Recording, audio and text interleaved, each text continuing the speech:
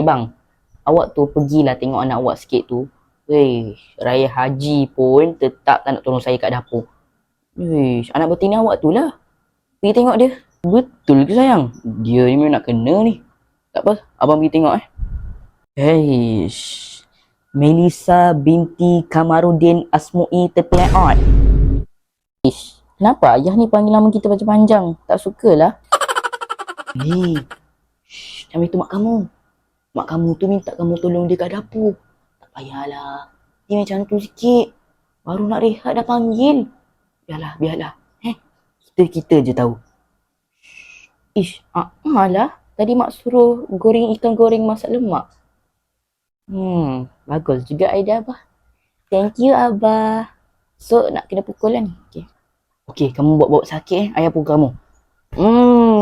Kenapa tak dengar cakap mak?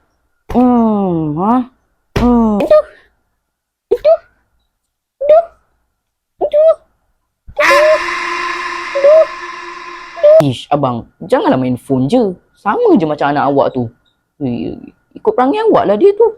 Minta beli air pun susah.